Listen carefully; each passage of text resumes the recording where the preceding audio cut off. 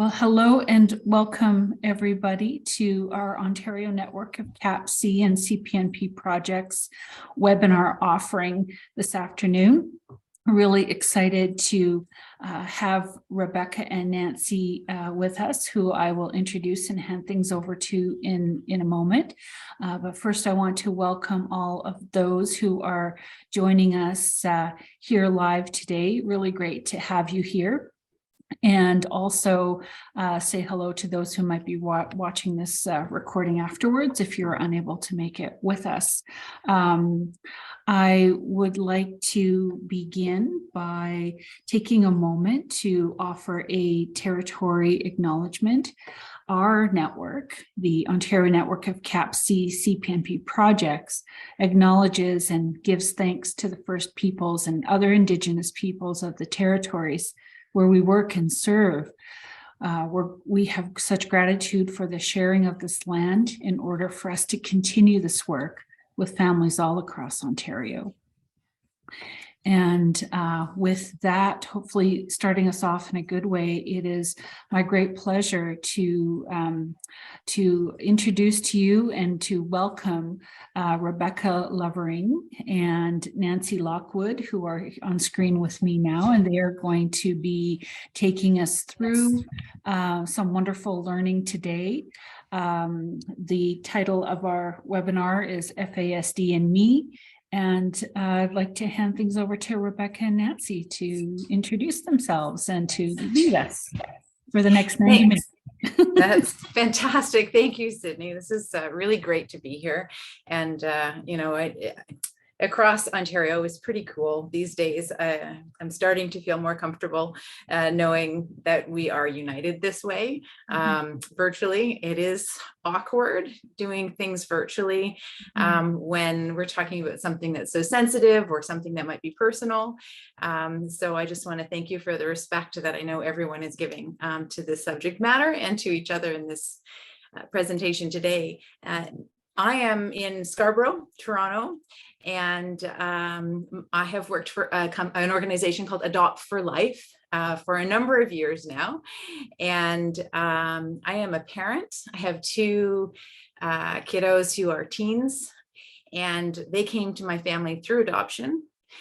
We also have raised children for a number of years who are with us temporarily in a foster care agreement. So we have fostered some young adults, and currently for the last 8 or so years, we are fostering newborns. So some of this information will be supplemented with stories and examples, and those, if I say that I know or love someone, it could very likely be a child that I have fostered. It could also be a child that I have supported a family with through Adopt for Life. I'm going to use the term we and I because it's personal, and to keep it from just the theory to being personal to me. Nancy, did you want to introduce yourself? Sure. Hi, everybody. So I'm joining you from Ottawa, and I've been working in the field of FASD and living in the area of FASD for over 25 years. I'm an adoptive parent. I helped to set up the Fetal Alcohol Resource Program in Ottawa a number of years ago, and we ran the FASD worker program in 3 regions. So I have a lot of hands-on experience in both parenting and service provider capacity.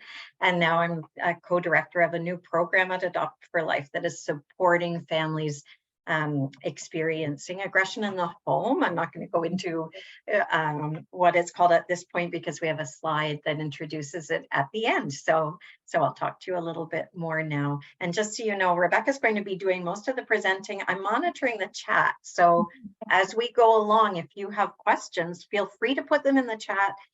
I may just answer them in the chat. If it's something that's really pertinent to what we're talking about, I'll bring it up then, and otherwise we'll have time at the end for some questions. Thank you. Off to you, Rebecca.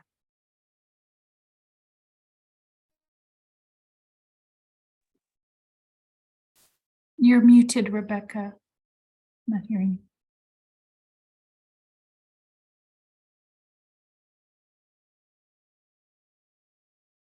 Sorry, my icons jumbled around there a bit. couldn't find them. I'm back again. Thanks for pointing that out, Sydney. We are discussing fetal alcohol spectrum disorder today, and we have about 80 slides. So we are going to talk quickly for some of it, but don't worry, the PDF is available after. So things like resources and websites will be available to you, and all of these slides. So hopefully that'll not be too much information in a short period of time for you. So first off is our definition. We're using the definition from FASD, which is our national research body, and its definition is fetal alcohol spectrum disorder, which usually is referred to as FASD. Sometimes people say FAS, but that's using an older term in Canada. So we're going to stay with current FASD. Is a diagnostic term used to describe impacts on the brain and the body of individuals prenatally exposed to alcohol. So first off, I just want to mention that, some people are surprised. It is brain and body. It is not just brain. So FASD is a lifelong disability. So this is a disability. It's not something that the kiddos that we may encounter, oh, they'll grow out of it. These sorts of notions are not true. If it is FASD, it is lifelong and it is a disability. And so how this happens is individuals with FASD, they're going to experience some degree of challenges in their daily living and need support in various categories of life, right? So it could be with motor skills, physical health, learning, memory, attention, communication, emotional regulation, and social skills to reach their full potential. So that's the definition that we're working with, and that's we're going to embark on a bit of a journey in understanding. But before sometimes people dismiss, I don't know anybody, I don't really know anybody with FASD, or I've never supported anyone with FASD. If we take a look at the stats, hopefully you'll be quite certain that you in fact have supported someone with FASD. If you've supported someone, 100 people, probably 4 of them in the average population in Canada. And a lot of people aren't even familiar with the term. So we might not know that we're supporting someone because a family might not know that their child has FASD. They might not have been properly diagnosed. A lot of our kids are diagnosed with other disabilities or disorders, but the term is not nearly as frequently understood as things like autism, cerebral palsy, Down syndrome. And if you look at the numbers, we're talking about a lot more people with FASD. So that is partly why I'm so encouraged that Sydney's invited us here and why you're here and showing up today, because you will now know, if you don't already, so much more about FASD than a lot of people do, because the research and the understanding of what's going on has changed so much in the last 5 to 10 years. The other thing is Nancy was collecting a little bit about where you're from. I don't know if there's anything in there that indicates that you're working with children in care, so like foster care, so correctional facilities, education, special ed, Indigenous populations, and specialist clinical settings. The number of people with FASD is much greater in these settings, can be 10 to 40 times higher. So in all likelihood, if you are in these settings, this is something that's going to be really helpful to you, I hope. We're just going to kind of go through some facts about FASD. We're going to talk a bit about the book that Adopt for Life, which is a nonprofit charitable organization, not trying to make money off the book in any way, trying to get information and support out for families. So talk a little bit about that. And Sydney, I don't know, we didn't talk about this. I think there's 5 people that we're going to have addresses for at some point. Yes, pardon me. I have a mouthful of granola bar. Well, I'm going to have a sip of water then. Yes, that was, I'm sorry, we're talking about the book, right? Yeah. Yes. And so up to for five folks. Yeah. Okay. We'll go through the diagnostic process and then how to build on strengths, like the real tangible stuff.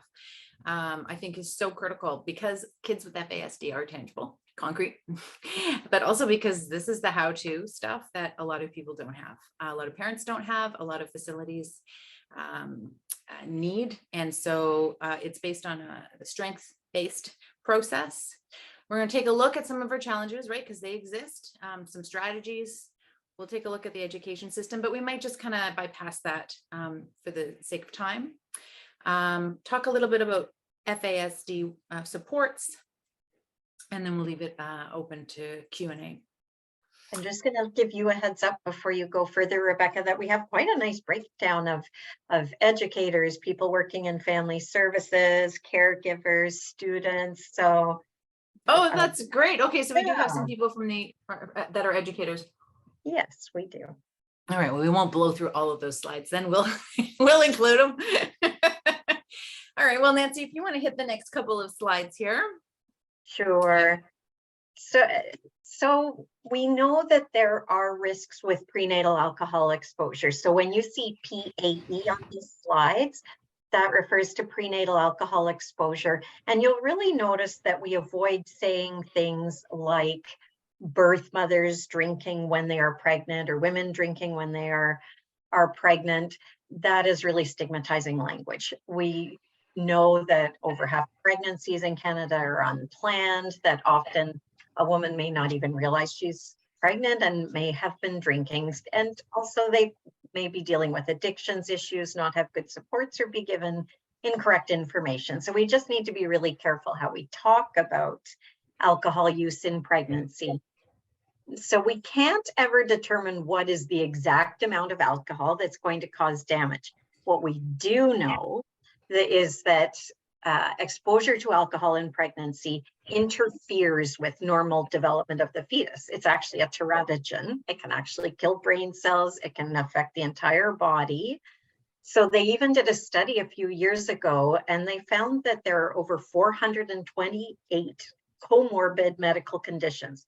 So FASD is really a true whole body disorder, and that's something pretty new.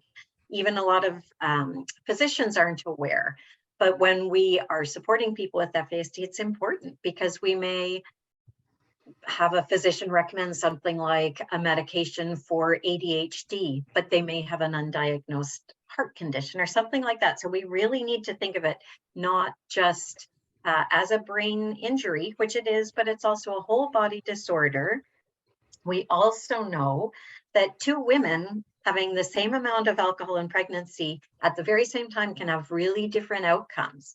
And that's because there are a whole lot of other things at play. So things like whether they were exposed to environmental toxins, whether they experienced a lot of stress or trauma. It depends on their nutrition.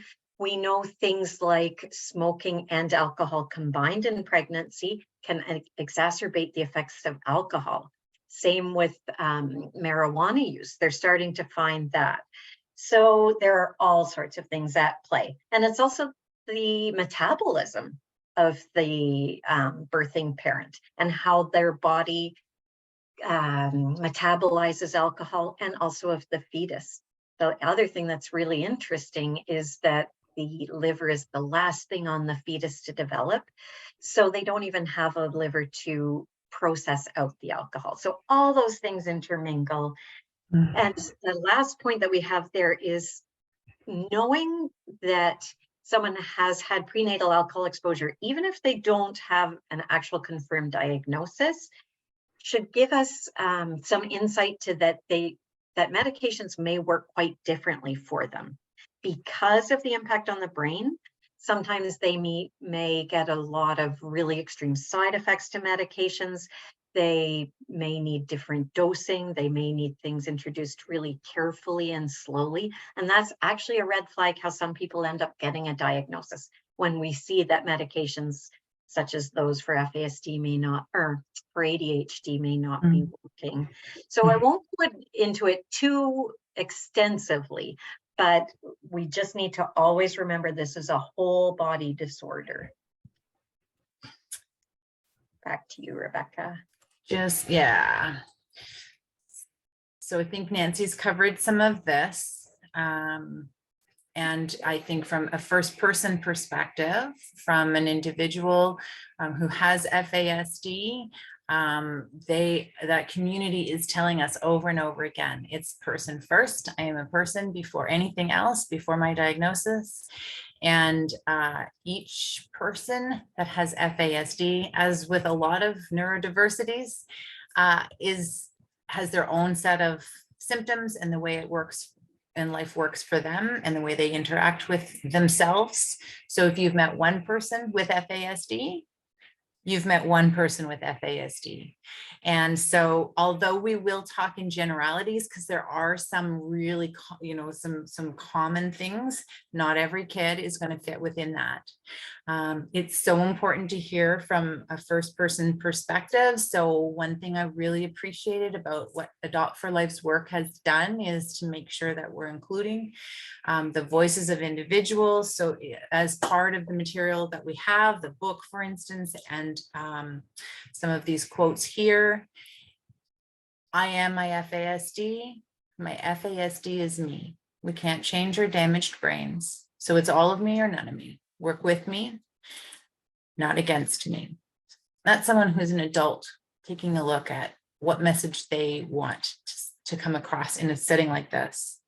As a parent, someone has said to us, to raise my child with FASD, I had to learn how to parent him right, which looks wrong to so many. And this is huge for a lot of the parents we've supported over the years at Adopt for Life and in other settings. The traditional parenting models with behaviorism is actually harmful for our children. And so a lot of the strategies that work will seem counterintuitive to some people. And there's been a lot of hurt to families by teachers, friends, families, saying to them, just, you're not tough enough. You're not this enough. Give me a week with your kid and I'll take care of them. I'll set them straight, which is actually, not only is it isolating and damaging to the parent, but it's actually not true. So we're going to cover some of the strategies that may look wrong to many, but are right for our kids. Trauma. So FASD is a trauma to the brain. So right there, we've got a common strategy that has to be used. Any interaction needs to be trauma informed, or any intervention needs to be trauma informed. And the good thing about today is that there's tons of information on trauma. We've got Bruce Perry and Oprah with their new book. A lot of people really enjoyed that. What happened to you? We have Bessel van der Kolk, How the Body Keeps Score. We've got these list of resources at the side here. You can look on any of them. The resource library at Adopt for Life has these listed as resources to find out more about trauma, how it impacts an individual. The thing with FASD is that's in uterine, right? That's the trauma in uterine. We've got, on top of that, a lot of individuals who now also experience adverse childhood experiences. So we talked before about the increased incidence of individuals with FASD in, for instance, foster care. So the nature of being in foster care is a traumatic experience. Not that foster care is necessarily the trauma, but being removed from one's family. And sometimes the circumstances within which a child is removed is an adverse experience that can cause trauma to the child.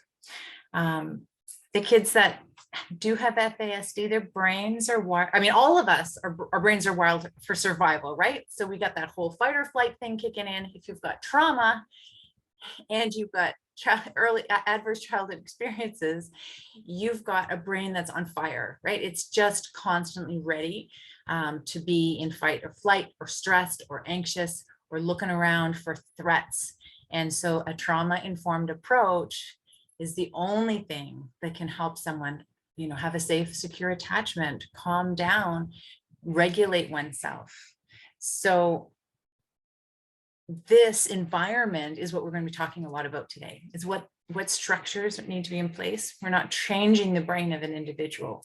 We're creating an environment within which they can thrive, and we can utilize the amazing gifts that so many of these kids come to the world with. Nancy's going to talk a little bit about the book. Sure. So as I mentioned, I've been working in this field for a long time, and there have been similar things that I've seen over the years. And this is actually the best that I have seen for teaching a child how to build their own advocacy skills, to talk about having FASD, and also to create something that they can share in their networks. So the book itself is filled with some FASD information, but then they have all these downloadable worksheets where the young person discovers their strengths and challenges and strategies that help to support them. So not only when a child completes the book are they learning to actually find words to discuss these things, it is helping them understand themselves better, but then it's also giving them something that they can share with people in their circle, like teachers, coaches, neighbors, or extended family members, to help them have individualized information on how to support that person better. So it's actually a concrete tool. What you can do is also go on the Adopt for Life website. They have free downloadable worksheets based on the book. And that way you can make multiple copies, or as a child gets older and discovers more strengths and perhaps more challenges and strategies, they can update the worksheets and share them again within their circle. So I'll finish this one and then pass back to you, Rebecca. To me, that's a win-win-win situation. So if we want to look at it, for instance, in a classroom setting, we have equipped that teacher to know how to better support that child. We know children with FASD may have issues with impulsivity. Sometimes if they're feeling unsupported or anxious, they may have some challenging behaviors. So we're helping to make the classroom a safer place. We know that these strategies work really well for all neurodevelopmental disabilities. So there are different programs that have been set up, for instance, for children with autism that may not work well for children with FASD, but the things that you're going to learn in the book and in this presentation, those work well for children with FASD, autism, ADHD, and other neurodevelopmental disabilities. And it also makes that child feel valued. Everybody kind of likes to talk about themselves and what they do well, and it gives them sort of a bonding time with the people in their network with whom they're sharing the book.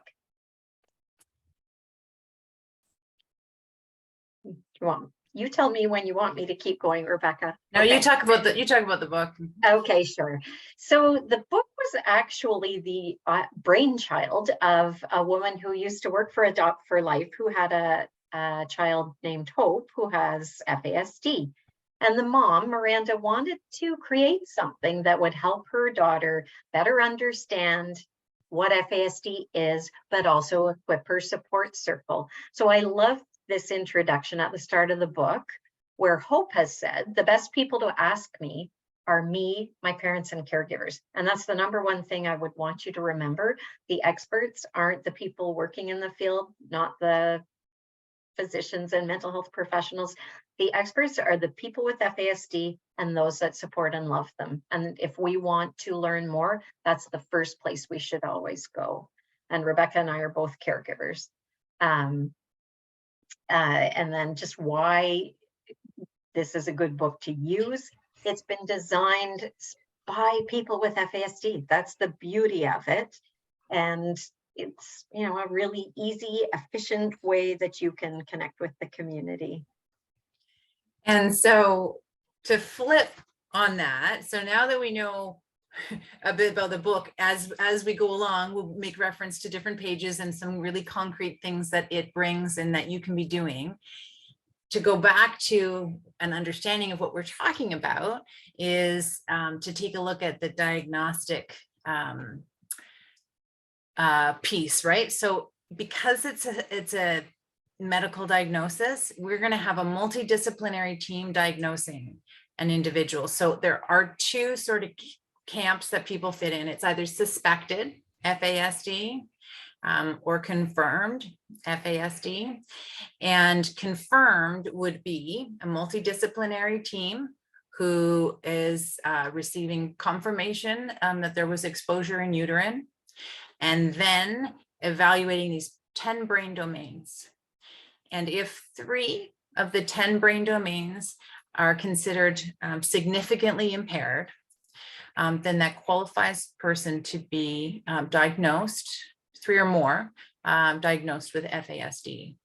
And so it's really helpful for us to understand which parts of the brain are affected, because as Nancy and I have both been saying, it shows up so uniquely for everyone, but this can give you a bit of an idea of the areas that someone might struggle with. So attention is quite common. Attention, a lot of our kids are diagnosed first with ADHD. And that's a very common thing our parents have experienced. That's the thing that shows up in school, and that's the thing that people are familiar with. It's not just that. Cognition, so thinking, reasoning, it is a domain that is evaluated. Language, and that can be expressive or receptive. And this is where a lot of our kids, it gets difficult for others to understand what's going on inside our kids, because so many of them have this great expressive language. They can talk your ear off. They can tell a story. They can spin a story. They can repeat things and sort them through in their head that they've seen in movies, and create all sorts of ways of describing things. So people think that they are also hearing and understanding and comprehending at that same rate. And that's not necessarily true. Their expressive language might be much stronger than their receptive language. So, it's a quirky thing for a lot of people. Memory, word, this is going to come up as we speak.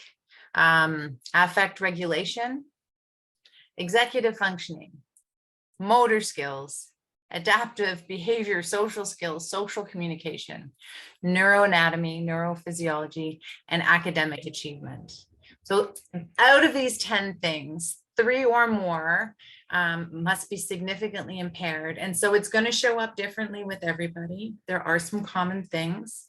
Nancy, is there anything else about the domains you want to mention? I think the only thing that I would add, and it's going to tie into the next slide as well, that if by chance the person who's having the assessment has the 3 facial features, which Rebecca will talk about on the next slide here, if they have these 3 facial features, those features only happen together if there was prenatal alcohol exposure. If they have that plus 3 or more impacted brain domains, you do not need confirmation that there was prenatal alcohol exposure. But we know that most often people with FASD don't have the facial features, and it can be really hard to get that confirmation of prenatal alcohol exposure, especially if the child grew up in care or through adoption, foster care. We may not have that full birth history. We may never be able to get it. So we also are aware there are a certain number of people who do have FASD, but we will never be able to get that diagnosis because we can't get that birth history.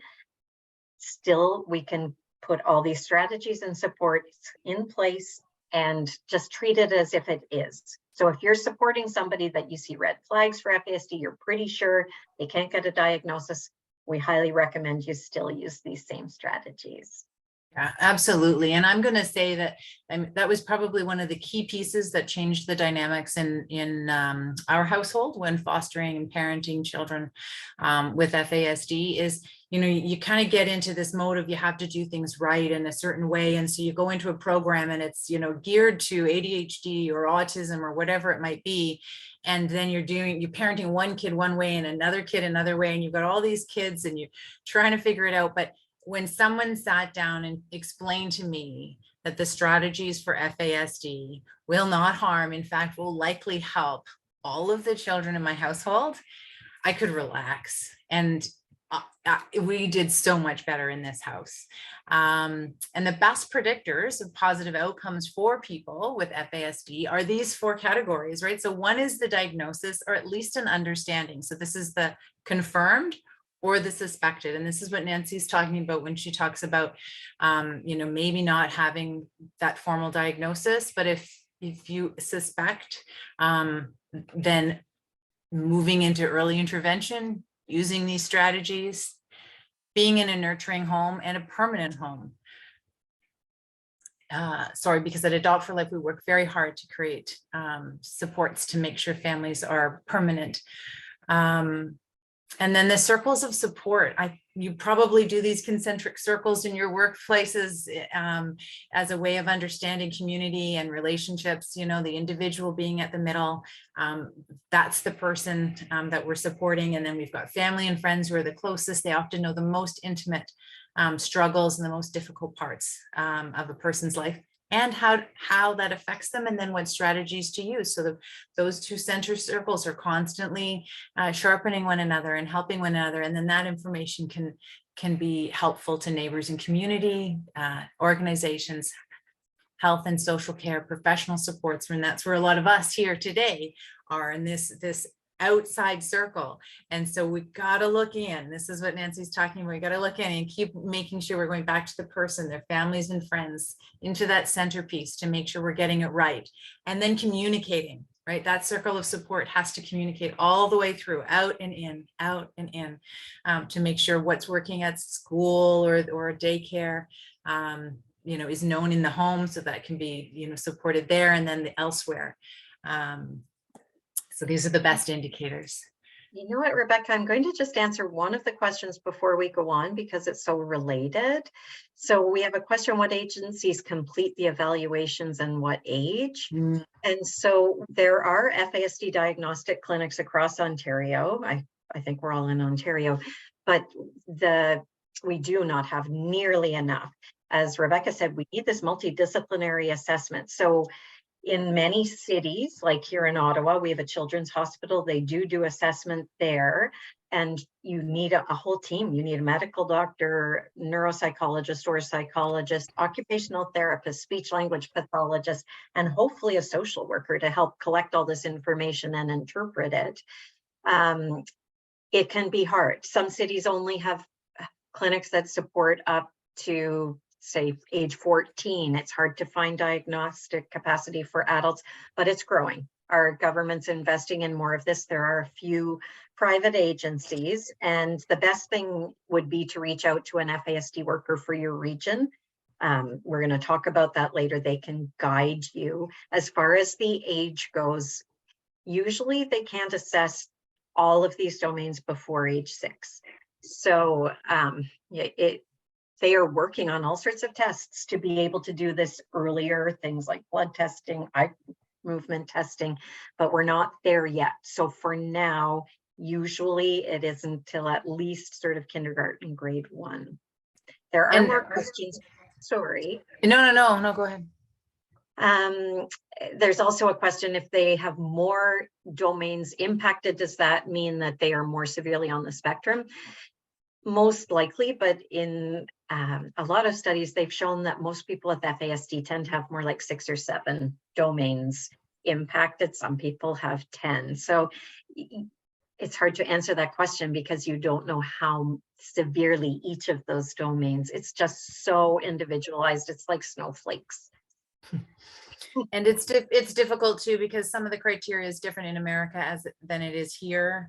So some or other places in the world. So it is, if you're looking it up online, you might get slightly different information depending upon what country it's coming from.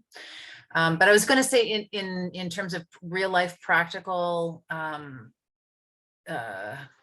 approaches, if we're supporting someone who we suspect has FASD and we're talking to their parents about it, from the parents' perspective, I'm just going to speak to that for a sec, because one, the parent really might not know about FASD, or if they know about it, they have a misunderstanding about it, or or they believe their child does not because their child may have joined their family through adoption and the birth parent had said they hadn't been drinking. So there's all sorts of reasons why a parent might not know or might be resistant to considering that. So making sure that we come with this from a really supportive and just like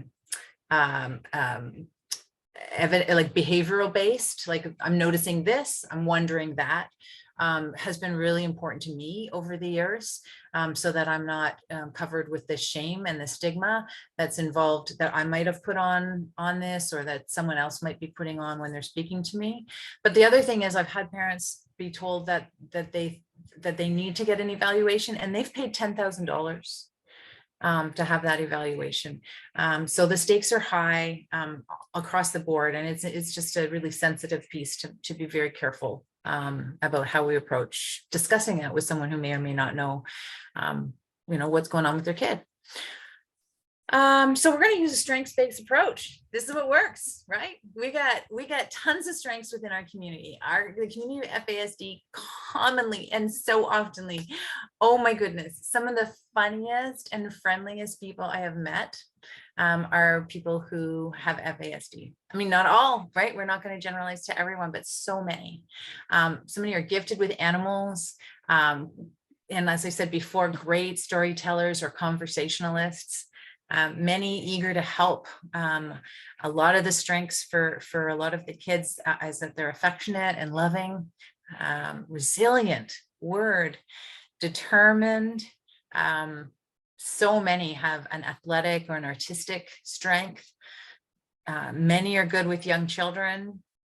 And we, of course, I have heard Nancy talk about this before, and just making sure we don't set people up for failure or to be in a situation where, they might not be supervised properly. So we'll talk about that. And so many of them are hands-on learners. This is the concrete part of their brain, right? And so, you can show them, you can tell them, so you talk to someone till they're willing to faith. It really doesn't make a lot of sense, but if you get them in there with their hands, you get them under the engine of the truck or whatever it might be, it makes so much sense, and they're very skilled. So what our job as parents, professionals needs to be is to be a strengths detective. We need to look for these things, because if you are good at something, you don't always know, especially when you're young, you don't know that you're good at it. It's just who you are, right? It's how you operate in the world, and you don't realize that it's a strength. So this is a huge part of what we can be offering to individuals, is to collect that information. FASD to me means that I've had to learn to cope in different ways, learn what my triggers and strengths are, and to realize that a diagnosis does not define me. So this is that tension again, right? So I am a mechanic, let's say, but I'm also not just a mechanic, right? So like, this is what we're talking about. How do we honor a person and their strengths while also recognizing the supports that need to be in place? And so Nancy's got a nice way to look at it here. Sure. So this is an analogy I share a lot to help people understand the complexity of FASD. Most people with FASD have an IQ in the normal range, but they usually have impairments with their executive functioning. Executive functioning are those abilities to plan and organize. And so the analogy I like to use is that their IQ is like the engine in their car. They may have a really good engine in their car, but those executive functioning skills are like the gas to put in the car to make it work. It's no good if you've got a great fancy car with a good engine if we have no fuel to make it run. So you may be supporting somebody with FASD and see that any sort of academic testing they've had shows that they've got a good IQ or somewhere in the average range, but they seem to be struggling so much in school. That right there is a red flag that you might be dealing with FASD. It could be indicating something like ADHD as well. We need to also look at their executive functioning, test for it. That's where a neuropsych assessment can be really helpful to pull out information to figure out where are the challenges and what can we put in place to support those challenges. We know we have a big strength here, the IQ. How can we help them use that? And so that might be, for instance, in a school setting, having an educational assistant. It might be being able to take tests in a separate room, those sorts of things. So we need to make sure that we're looking at all these different pieces of how their brain is working. And one of the tangible pieces that I have learned from one of the guys that have been in my home is this page here. My top 3 strengths are, and then how can I use my strengths to overcome my challenges? This is so simple. It doesn't even look like it's worth having as a slide. And yet this is the kind of thing that's missing in my kids' life. For instance, they can't verbalize. No one's going through them and saying to them, you're really good at this, or helping them discover and articulate and know that they're really good at this. And then, you know, use that. So let's say we have a kid that's really good at computers. They can't remember and keep track of things, but maybe they want to download 3 different apps on their phone because they're really good at computers and learn how to track those things and their schedule and whatnot on their phone. It's as simple as that. And yet so much of this is missing for kids. So this is something that any of us can be doing when we're working with individuals with FASD, is making it concrete. This is what you're good at. And this is what you can be doing to help complement the things that you're struggling with. So simple. The other couple of slides that there are 8 magic keys. We're going to go through them in 5 minutes. So hold on to your seats for a minute. But these are strategies that work for our kids. I'm going to review them: concrete, consistency, repetition, routine, simplicity, being specific, providing structure, and supervision. So these are the keys that are going to make working with our kids and individuals with FASD so much easier for you and much more enjoyable for them. So keys number 1 and 2, consistency and routine. Wow, doesn't everybody thrive on this?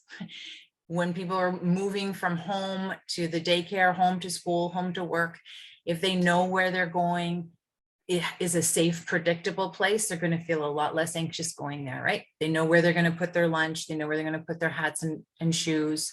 It's the same place every day, the same locker. It's close to the teacher or the daycare supervisor. And so that they know that the daycare supervisor will greet them with a friendly hello because they're so social. It doesn't matter what happened in the playground because the daycare person's going to be there right beside them, whatever it might be. These sorts of things are so important for our guys. Providing advanced warning of changes to schedule, right? Because the consistency is so important. If it's going to change, that can really throw someone off. And then respecting the decisions that people make around that change. That's huge for me as a parent. If my kid felt that they were attached and safe with a teacher, and that teacher was going to be away the next day, I appreciated it when I was told that person wouldn't be there, so that I could decide with my kid whether or not it was worth going through all the angst and anxiety and the threat that was involved in not knowing who this supply teacher was going to be and whether they were going to get my kid or whether my kid's going to be in the office today. So respecting the decision made once the family's told that there's going to be a change in the schedule. Huge. Key number 3, structure. All right. Tell them what they can do. You know that thing, right? If you tell them what they can't do, that's all they hear. You know, don't put your finger in your nose. Don't put your finger in your nose turns into finger in my nose, finger in my nose. So what can you do? Right? Put my hands in the air and wave them when I'm feeling anxious. Allow time for body and brain breaks.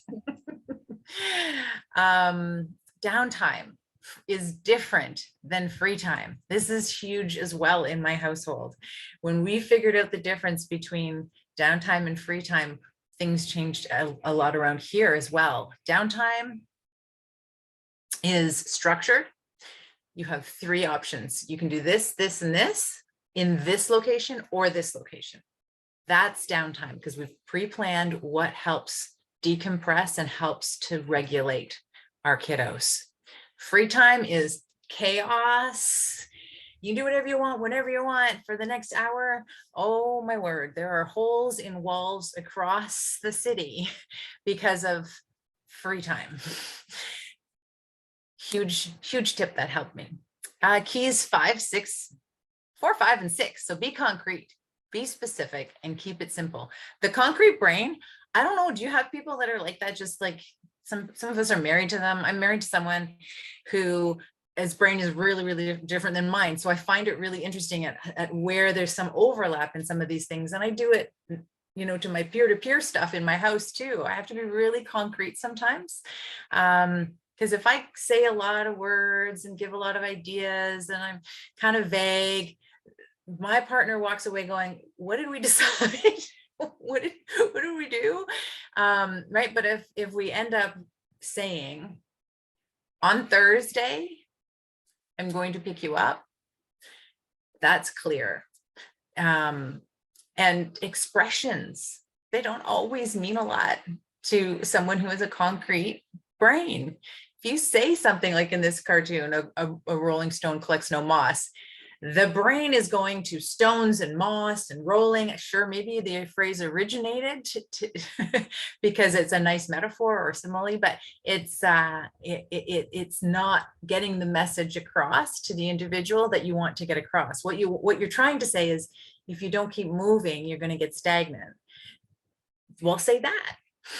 If we just stay here talking about going to school, we're not going to get to school, which means you're not going to get home. That's specific. Keep it simple. And if possible, show, don't tell. Because once again, we get caught up in this language thing. And it's like that voice on Charlie Brown, wah, wah, wah, wah. Right? The teacher's voice doesn't mean a whole lot. But our kids are often very in tune with the expression. So it might be wah, wah, wah. And they're like, someone's mad. Why are they mad? They didn't hear any of the words, nothing, but now they're in fight or flight. It completely defeated your purpose. Once again, show them. Here's the paper, here's the pen. If you can sign this, we'll get going, whatever it might be. Avoid sarcasm and metaphors. Abstract concepts that are often challenging. Nancy, do you want to hit some of these up? Sure. So I think we talked when we were discussing strengths that people with FASD often have a really great sense of humor, but you may find they don't get jokes because jokes can be really abstract. So again, we need to be really concrete. Some other things that are abstract that frequently are very challenging for people with FASD include managing money. That is something that will likely continue across their lifespan. So that may be a support we're going to have to put in place across the lifespan. So for instance, if you gave them $10 and said, go to the store and get these things, first of all, they may panic. They may have trouble doing that mental math. I know as people with FASD get older, they may have trouble in a restaurant figuring out a tip thing, but there's strategies we can put in place. Anything to do with math can be very challenging because it's very abstract. And same with time, especially if you're using an analog clock, that can be really abstract. So better would be digital devices, helping them with putting timers on to remember those sorts of appointments. So just really thinking what is too abstract and how can we put a support in place that's going to make it a lot more concrete. One example from my household is that when one of my guys got old enough to be able to run errands, so go and get a popsicle or a drink or some chips for a party night, whatever it might be. There was a lot of frustration when they came home, and my requirement was that they take the money and then they bring the receipt back, and we can talk about the change. That way money doesn't go missing and there's not misunderstandings, that sort of thing. So much frustration when this kid came home after these events. Then he found a store that takes cash and doesn't charge GST. Everything changed. He came home happy, and he goes with $2. He gets the drink and he comes home with $3 change from the 5. There's no mysterious math thing that had to happen in there. Really concrete for him. So we know that now. So we don't talk about the pre-GST price. We when we're giving money, we talk about the final price. Forget all the other stuff, so that there's the frustration. It's not there when they get back into the house. Supervision. Okay, so dysmaturity, is this a word people know? Dysmaturity is really the difference between the chronological age and our developmental age. And this is so common with kids with FASD. This is where you're going to see our kids are really different. And in one way, but on the other way, who isn't, not synthesized until they're like 25 and your brain's more fully developed. Maybe we'll see a bit more evening out, but your actual age might be 18. So this kid might be like on the earth for 18 years plus however many months in uterine, right? That's their age. Their expressive language might be beyond their lived years, right? They could be able to talk to you like a 20-year-old. Their reading ability might be like a 16-year-old. Their living skills might be more like an 11-year-old. Comprehension, social maturity, it actually might be 6. Social skills, maybe they're around 7, and money and time concepts 8. So this creates for a really chaotic life if everyone's being treated as if they've accomplished all these things to the age of 18. And this is where that concentric circle of support and the diagnostic evaluation is helpful, because we're going to get a better understanding of the individual and where they're at in these different realms. So we know what responsibilities to give them and where to give supervision. So this is when we were talking about, they might be really great with kids, but if their comprehension and social maturity is 6, you're not going to leave a 6-year-old responsible to look after other 6-year-olds. So if a body is 18, but comprehension and social maturity is 6, you want to put the right supervision and structures in place so that it's successful for everybody and fun for everyone. Key number 8 is repetition. I'm not going to say a lot about this because we're going to try and rein things in terms of time. But if you take a look at short-term memory being an issue and a problem, like a difficulty, sorry, I'm trying to use better language. That was kind of judgmental. If it's a challenge for an individual to remember things, the cool thing is what you're doing. If you are repeating for our kids, even though you don't necessarily see them remember in that period of time that you're repeating, you are laying the groundwork for them to have that experience be in their long-term memory. So it might be that they're in grade 2 looking back at what they learned in kindergarten, and it's finally making sense because it's been repeated and repeated each. So you are doing great work that you might not, necessarily feel the benefits of immediately. Challenges. Okay, so we've got the challenges. This is a part in the book to write that down. They're downloadable, or you can just, write on your own fun little piece of paper. What things are challenges and what things are going to help me learn in your classroom or in your setting based on that? And, I kind of want to talk about stealing.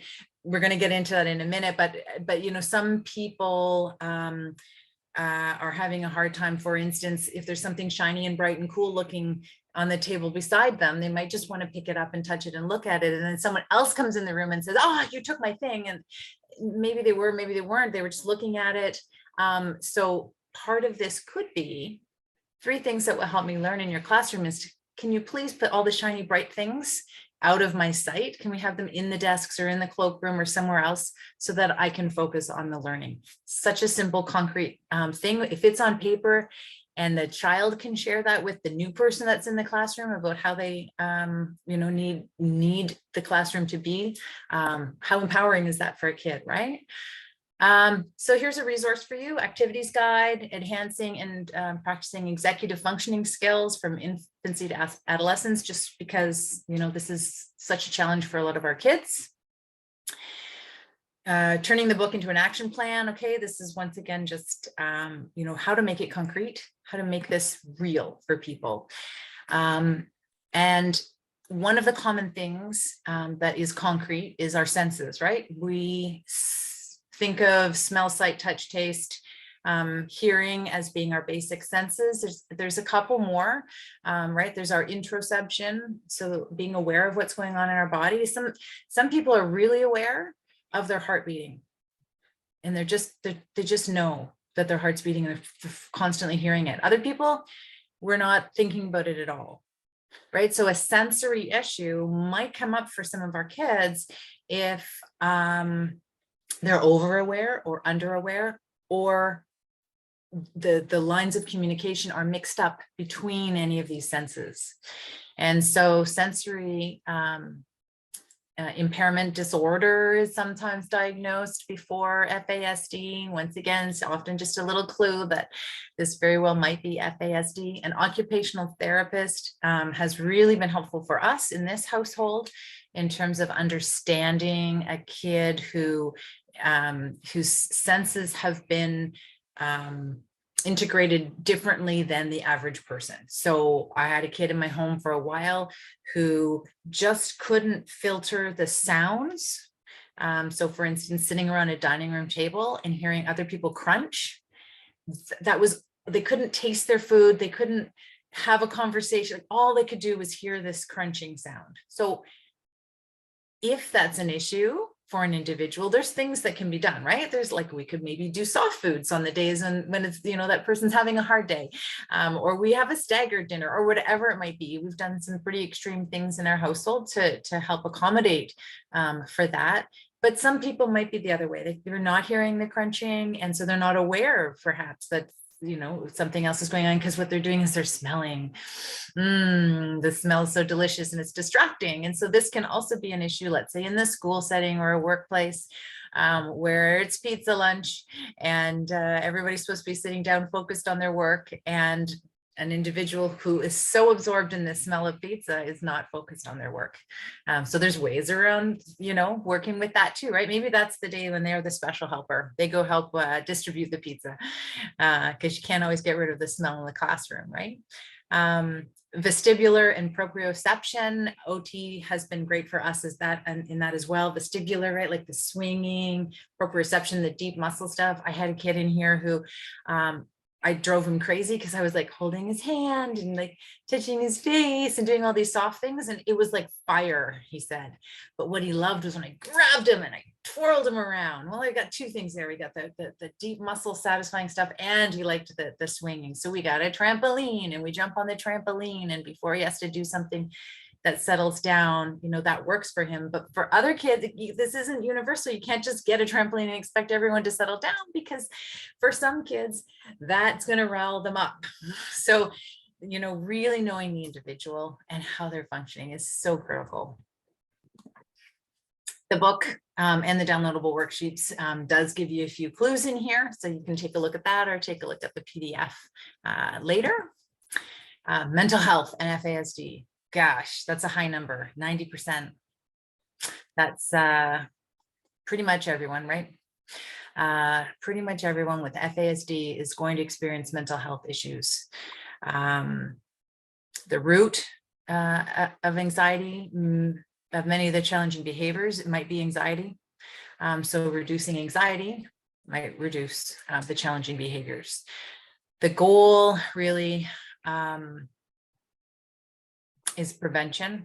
We're not trying to put out fires and manage crisis, right? So this is where, when we talk about what might look wrong to others, but it's so right for us, is so true. Many parents have experienced such difficult times with their kids, when the kids are overwhelmed. And we're trying to work on co-regulating, right? When my presence helps to bring your presence down, that's co-regulating. And if our kid, we see them getting escalated, and the people around us say, oh yeah, you should just tell them to go sit in the corner, or whatever, the intervention might be, we know that that's going to send our kids further into anxiety, further into this angst of, am I worthwhile? Can I belong? You know, all the things we know about our kids. So in a moment like that, a lot of us will use time in. Come sit on my lap for a minute. We do like some of that sensory stuff, whatever's satisfying for that child. We're trying to prevent them from coming off the rails and rein their regulatory system in. And it just doesn't look right for a lot of people. And this is hard. This is hard stuff. This is where it gets difficult in the workplace, and where policy is really important to take a look at. COVID-19, let's just say it's been rough for all of us, especially kids with FASD, so social and so need to be concrete. And yet we're doing all these theoretical things. These flat screens are teaching me math for 2 years. It's been hard. It's been so hard. But I want to really kind of present these 3 ideas to you, because these are things that my kids have been misunderstood for so many years by me, by my partner, by their school, by churches, synagogues, places we've been. So I just want to give this slide a bit of attention. First of all, sleep. It's usually really difficult for a lot of our kids. It's just a thing. I think it has to do, I don't know, Nancy, was it the serotonin? Yeah, yes, it can be that. They also often have low melatonin levels, but also they've just done so many sleep studies, and it has shown that so many people with FASD have difficulty falling asleep, staying asleep, and often don't get into that really deep sleep that is restorative. And so if you think of how tired you are if you miss a couple of nights sleep, well, if that's a chronic condition, that's also going to affect your behavior and your mood. Yeah. So when a parent says, my kid's really tired today, that could be really critical information. And also being aware that if the child's had a really difficult sleep that night or that week or that year, the parents are probably pretty exhausted too. So you're dealing with someone who's stressed, parenting someone who's having a difficult time. So compassion is so critical. So this word stealing in our culture, such a hot word. And I have such a hard time with it these days because it's very in and out. You either took it or you didn't. You stole it or you didn't. You're wrong or you're right. Like, it's very binary. It's actually kind of a complicated thing when you take a look at it from our kids' minds. Like I described in the classroom, the shiny thing beside you, did that child steal it, or were they just touching it and looking at it? You don't know, because you walked in and they had it in their hand. But let's say you walked in and scared them and they threw it in their desk. Well, did they steal it then? Well, I don't know. Like, you know, or let's say they had it in their desk and then they went and they stuck it in their pocket because they didn't want to get, you know, when they're sharing their desk with someone else, they didn't want someone else to find it. And then they went home with it in their pocket. Did they steal it? Or like, is this a series of events that really, so it's about intention. I think the word stealing, you know, a lot of it is about intention. Did they mean and pre-plan to do this thing? And that's maybe a little bit different than if they didn't. And for a lot of our kids, memory is an issue. So we might not know what their intentions were, and their language and their ability to explain what happened might not be, you know, in line with what is needed to understand what happened for them. So we might not know what the intention was. So the other thing is, if a child doesn't really remember all the details of something, they don't remember that someone walked in when they had it in their hands, they can't really defend themselves. Right. So they're like, oh, yeah, I did. I stole it. And I stole 3 other things, which they may or may not have done that because they thought about doing it and they didn't remember whether they actually did. It gets really confusing. And so, you know, there's some strategies that we've put in place in our household and I've seen in schools, and some of my friends are in environments where they've placed really important things that we don't want to go walking. We place them in a secure spot. Then nobody has to worry about them. Like, that's just policy, right? Walk in the morning when you go into your environment, you have a little lock on your locker and you put the important stuff that you don't want to risk away. Then nobody's accusing anyone of anything. And no one in the classroom or the environment has to keep track of what to touch and what not. And then all the other stuff, sometimes labeling it helps. It reminds an individual that this does not belong to me. It's got someone else's name on it. And then they can actually be a helper and pass that to the person who, has that name. The other thing I've seen happen is as a way to satisfy this sort of self, some kids don't have money or food or like the thing that they're intrigued by, right? That's not what they got at home. So they have a sharing bag or sharing box. And those things in that box can go home. You sign them out kind of like a library, or you tell someone that you're taking them. And as long as they get returned the next day, nobody's in trouble, because that's what it's for. And it gives the person, autonomy, some self-esteem. It satisfies their intrigue. So I think that, that's really personal for me. So thanks for letting us talk a little bit about that, because it also has to do with the next one, which is confabulation. So love this definition. Confabulation, a plausible yet imaginary memory that fills in the gaps of what is remembered. And if you're skeptical, then you're not going to hear that the way we want you to. But if you can be open for a moment and think about a kid or a young adult or an adult who has real memory issues, it's a disability, it's a domain that they have been diagnosed as having a significant impairment in. This is a problem for them. They cannot remember like the average person remembers. They're walking through life being asked questions all the time. Did you do that? Did you do this? What happened then? They're constantly having to answer questions that, if they have a slow processing mind, which a lot of our kids do, they're having to say stuff and they don't even know what they're saying because it's all coming at them so fast. So someone says, yeah, have you been to this place? Yeah, I've been there. They want to fit in. They want to look like, so yeah, it's easy to say that. But then you ask more questions. Oh, what day did you go? Who did you go with? Well, now they have to sort of, right. Oh, well, I went to Scarborough Town Center once. So I went with my aunt, right? Because that's when they went to Scarborough Town Center. It has nothing to do with the thing that we're talking about anymore, because they're trying to survive and figure out how to piece it together. And it's important to know this. It's not really lying. In fact, sometimes it's so subconscious that the individual doesn't even know they're doing it. They have a memory from like 10 years ago. They remember the camp. They remember the tent. They remember the water. Those happen to be 3 different events, but in their mind, that was one event, and it happened to be in a country that they've never been to. Their brain is just telling them it's happened because they saw a movie that helped them piece it together as well. Whatever it might be, they're real experiences for our kids and people with FASD. And so understanding how to give people a way out and to be generous and to be merciful in conversation can be critical for everyone's sort of well-being. We are winding up with time. So just our kids are very sensitive to what's around them. We talked about co-regulation. And so if I'm really upset at some of the kids in my household and I'm coming at them with this angle of anger, they're going to react that way back to me. And I know it sounds odd, but sometimes if it's really not a big deal, even though I'm upset, I just got to go, okay, cool myself down, model for them how I might want them to respond, show them on my face, this is a mild concern face, this is what I'm mildly concerned about, and often it'll be repeated back.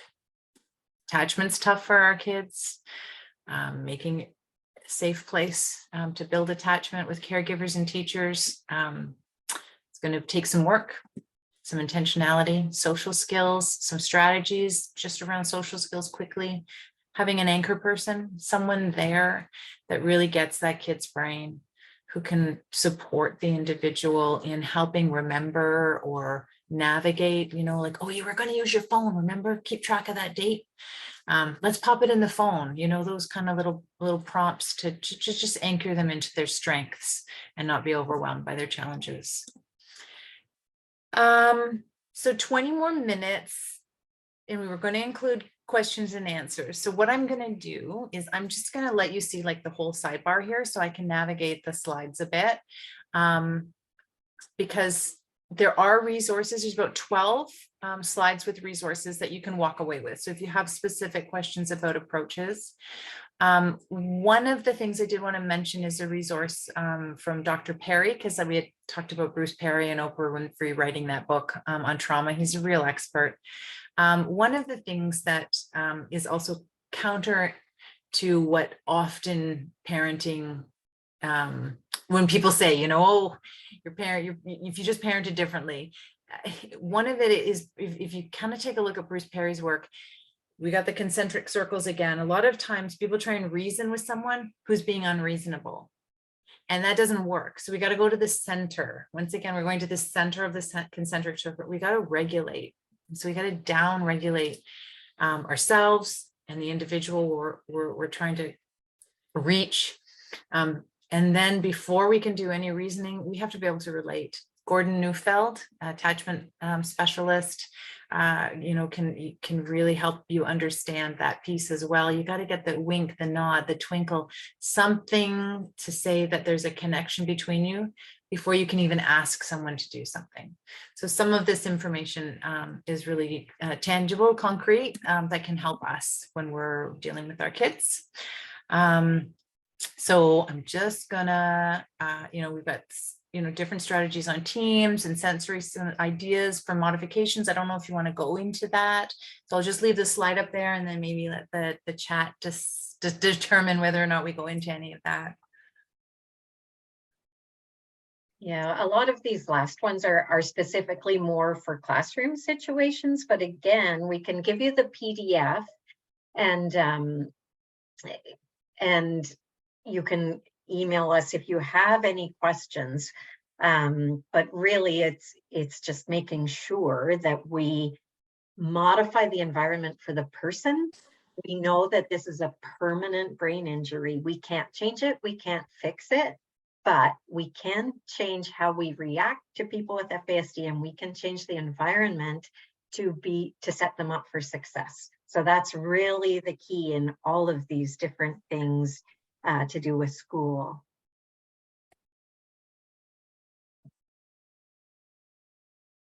I actually, yeah, just hitting them, because I don't know.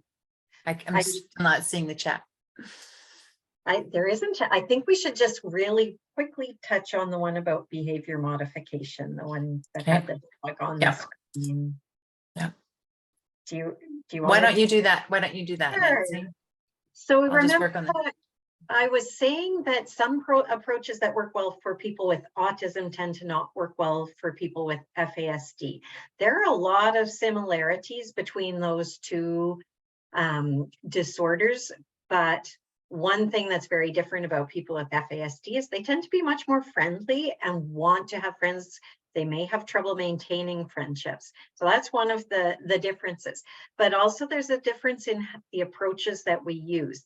Often for autism, they use something called behavior modification, where you give rewards if somebody is compliant and doing the behavior you want, or we may give a consequence if we see a challenging behavior or something we didn't want to see. That tends to not work for people with FASD. First of all, they may not remember. One of the unique things about FASD is they may know something one day and totally forget it the next, and that is not their fault. That's because of a brain injury. So we can't give them a strategy that depends on a really good memory. So that really isn't the best approach. Also, we know that people with FASD have a lot of difficulty predicting a consequence. If I do this, this is going to happen. So they often repeat mistakes. This is what often gets them in trouble with the law, or they have trouble taking something from one situation and applying it to one that might be slightly different. But the other thing is, these will be the kids that probably don't get the rewards and get a lot of consequences. And that's not learning, that's actually punishing, and it's actually shaming. It would be like punishing somebody who is in a wheelchair for not being able to go up a set of stairs. That's not how we help people to learn. And we've got to make sure that we aren't ever punishing a disability. So much better to be using these approaches that we shared today, different supports we can put in place, strategies, and ways that we can change the environment, and change how we react. For instance, if we think they are lying, as Rebecca was just saying, instead to be that detective, what could actually have been going on? What might have been behind that behavior? So I think that that's a really important thing for us all to remember. And that applies if you're a service provider, a professional, or a caregiver. You're not only will you cause them frustration if you use behavior modification, you may actually do damage. Glad you shared that. Thank you. So, are there any questions after that? Yeah, we have time for questions, or even if you have situations, please don't share any personal information or names about anybody that you might be supporting, but we'd be happy to brainstorm different questions that you may have. And we also just want to remind you that Adopt for Life does have all sorts of resources on FASD, on trauma, attachment, all these different sorts of things. If you are a family or support a family formed through adoption, kin, or customary care, we have regional parent liaisons across the province that can support you. And also, as I mentioned earlier, we do have this program if you are a family or you're supporting a family that is experiencing what we now in Canada called AFCA, which is aggression toward family and caregivers in childhood and adolescence. We know that is something that happens in any family, but we know that it is quite common in families with FASD, and it relates to a whole lot of things like impulsivity, anxiety, not being able to communicate an unmet need. We have a program for that now, and even if you are not part of a family formed by adoption, we can come and do training on that as well. So please keep that in mind. In fact, we're going to be offering some training to professionals and service providers on AFCA. So you can even register with Adopt for Life as a professional or service provider, and we'll send you out information on all these upcoming opportunities. You can even email us at, I'm going to put in the chat where you can email us. How about that? Rebecca and Nancy, this is Sydney, and I do have one question that's coming up for me. Amongst the many just really want to offer some gratitude for this information that you shared. And there were so many concepts that were actually new to me, like expressive versus receptive language. That I made sure I'm going to follow up on that. You know, IQ versus executive function, and the 8 senses. I love that. But my question, and I do have one, is around the concept of dysmaturity. I thought that was, if I'm pronouncing it right, that was really sort of mind-blowing. And are there sort of assessing tools, or how might we get a sense on that in terms of if we're working with somebody? Want me to take that one, Rebecca? Go for it. Yeah. That's actually something I'm really passionate talking about. So first of all, if the person has had an assessment, a psychological assessment or a neuropsych assessment, a lot of that will be in there. If you are supporting a person, you'll get a pretty good idea of whether they seem to be the same maturity as their peers. And on average, most people with FASD tend to be about the maturity half their chronological age. So we need to remember that if they're 18 and their peers are moving out of the house or having an apartment, they're probably not going to be ready to do that. Same with employment, those sorts of things. It's really difficult at age 18. It's often described as falling off a cliff, because all of a sudden a lot of these wraparound supports disappear and they're expected to live in an adult world.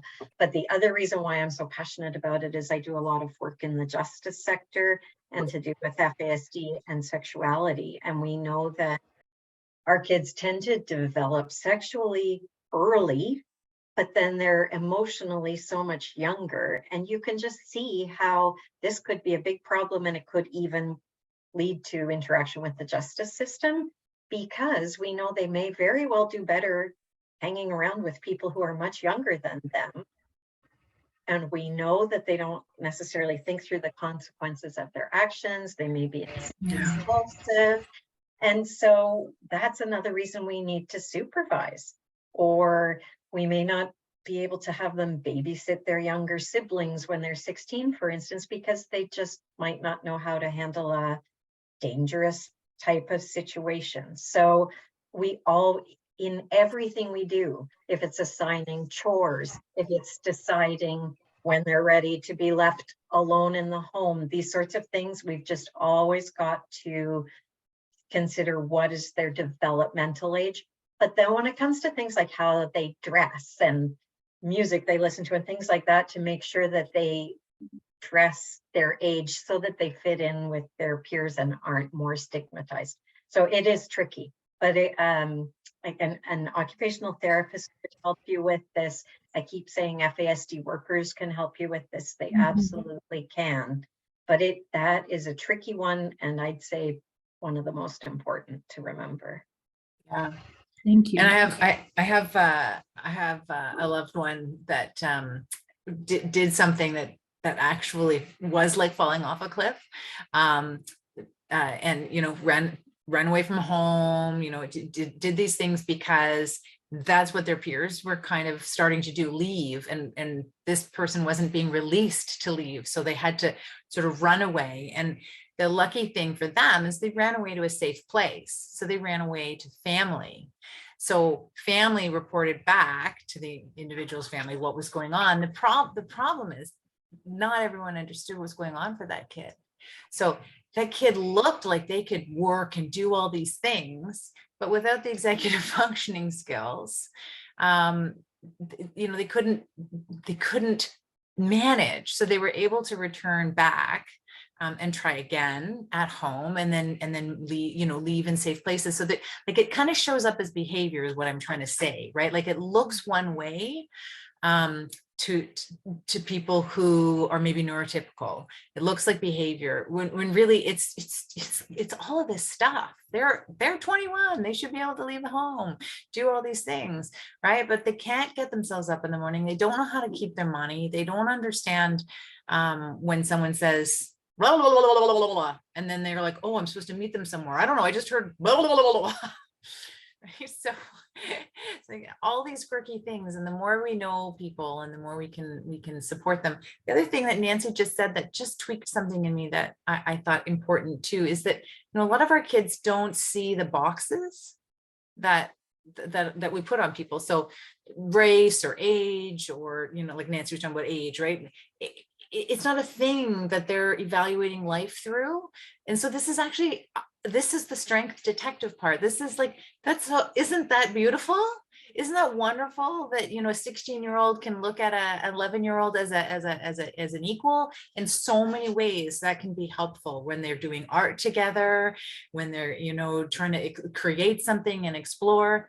Not safe all the time, and you don't want it in all areas, but it is also a strength. So being able to put that person in a position where it is the strength and it's not the difficulty.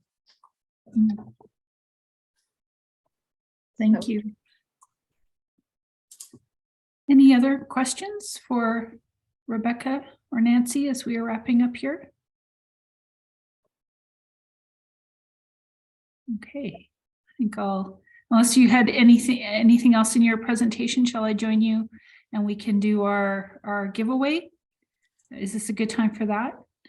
Okay. Okay.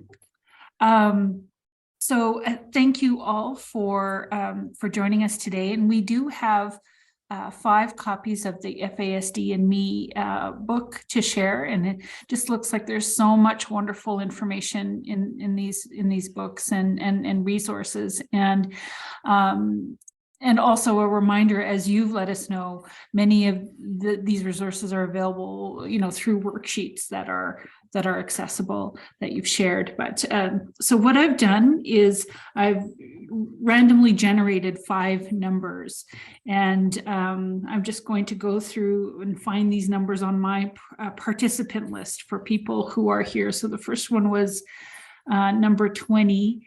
So let me just count here.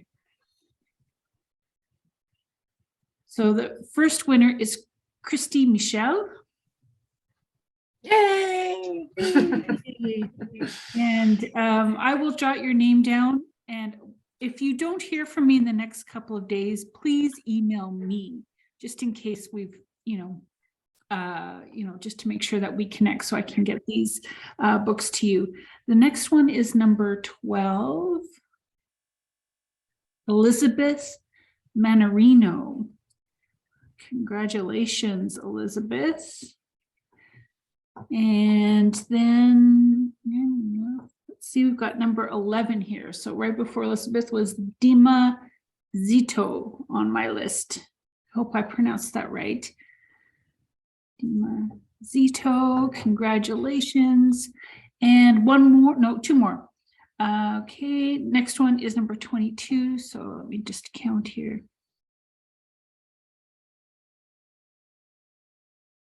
Liana Wabijig is the next one.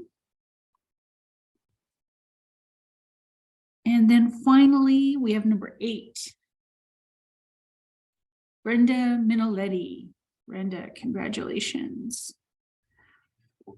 So congratulations to our winners. We have Christy, Elizabeth, Dima, Leanna, and Brenda. So I'll be following up with you. And like I say, if you don't hear from me, please reach out and we'll make sure to get a copy of FASD and me to you. And thanks to all who were able to join us today. I did post a link to a short survey in the chat if you have a moment to share your thoughts with us. We always like to hear your feedback. Oh, please do for my sake. We really do. We will. Sydney's going to loop that back to us, and it would be really helpful for us. We're in it for you, right? Like we have nothing except for your feedback that guides us. So thank you so much for providing that to us. Absolutely. And really heartfelt gratitude to Nancy and Rebecca for coming and sharing of their time and their knowledge and wisdom and passion. I really strongly felt the commitment to this work in your presentation and really appreciated it. So I feel both inspired and, like I said, I don't often have this long list of completely sort of new insights or things to look at. So I just really appreciated all the learnings. And our kids have taught us so much. Yeah, and then been open to listening and learning very much. So thank you again, Rebecca and Nancy, and thank you to all who joined us live here today and to those who'll be watching the recording. And I look forward to seeing you at our next event. And hopefully we can connect with Rebecca and Nancy again at some point and continue the learning. So thank you very much. Thank you for having us today. And that's been really enjoyable. Absolutely. I'm going to just